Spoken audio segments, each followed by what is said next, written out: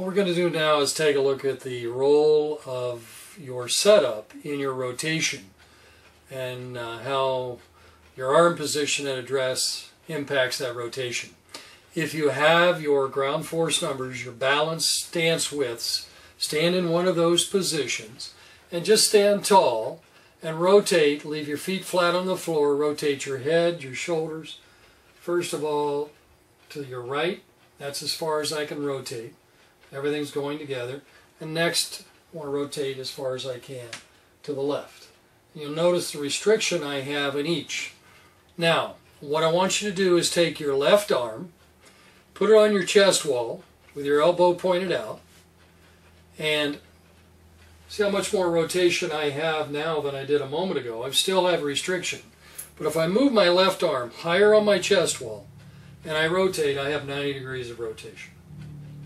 If I try to rotate back to the right, now I'm stuck. This is my backswing, 90 degrees. This is my through swing, and I'm stuck. So if I add my right arm now to this position, right arm next to the left, now I have full rotation. Now I can rotate in my backswing and rotate in my through swing. Now, from my setup position, here I am. My arms are tucked to my chest wall. Here is my backswing. Here's my through swing. So no matter what your posture, whether standing tall or in your setup posture, your arm position on your chest wall will impact the rotation. How much you have it on your chest wall, let's take a look at how you determine how much. You can have too little or you can have too much. Now let's take a look at one. Now if you saw the article in Golf Magazine in 2010 on the power angles, or you've seen a video on the carrying angle, you'll recognize this angle. This angle, my angle, and it varies for all of us, is 152 degrees. It's the measurement of the forearm, dominant arm, 90 degrees to the ground. Okay? I have students whose angle is almost right to the side. If I just rotate my palms forward, you'll see how much space I have between my wrist and my hip line, my right leg here. Now, when I put my elbow on my chest wall, as it turns out, this upper arm is going to be, when I have this full rotation, this upper arm is going to be 90 degrees. So not all of us, this is not an uncomfortable position for me, by the way, so not all of us are going to be on top as much as I. So if your angle instead of 152 is 160, your elbow position is going to be here. If you get too far on top, one of two things will happen. It's either going to create over-rotation, or you'll be stuck in the through swing, as I am when I don't have it enough on top. So setting your arm position is a function of reverse angle on both sides, creating backswing and through swing. Those are two things that will impact your rotation.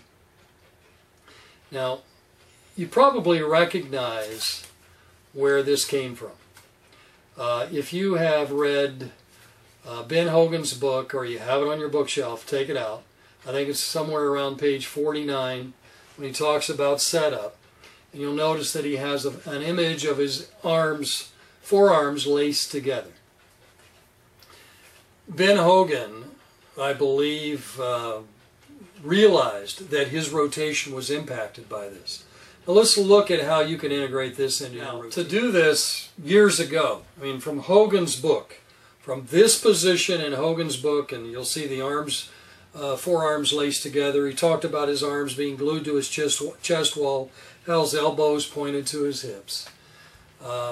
This is nothing new, but we now understand why, or what impact this position has in rotation. We used to use surgical tubing 25 years or 30 years ago in our lessons, tie the arms with surgical tubing. If you've ever an instructor put head covers under each arm, or a towel that you're trying to hold, that towel or those head covers or that surgical tubing, and there's even something called the swing link that came out as a teaching aid. You'll find so many teaching aids, by the way, out of Hogan's book. It's pretty amazing. A book that was written in 1957, and there's still so much valuable content. Not a lot has changed in the way of instruction. So, but understanding the biomechanics of why Hogan would do this is an interesting process. How do you integrate it? This is the way I teach grip. Elbow on the chest wall, and again, you're all different. This is where I need to be. Assume my left hand grip, right elbow on the chest wall. Assume my right hand grip.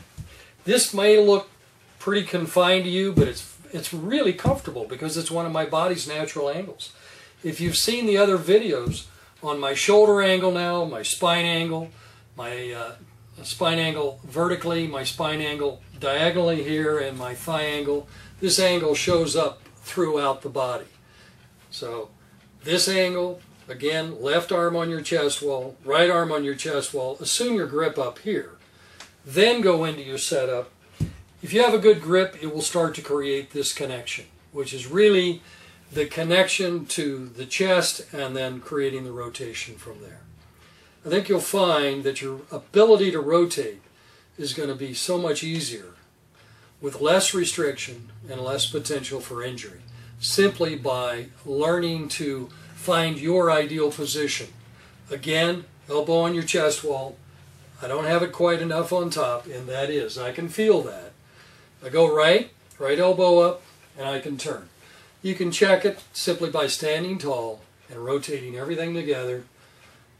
And as soon as you have restriction, add the left arm for your backswing, right arm for your through swing, and you'll find your best position at setup.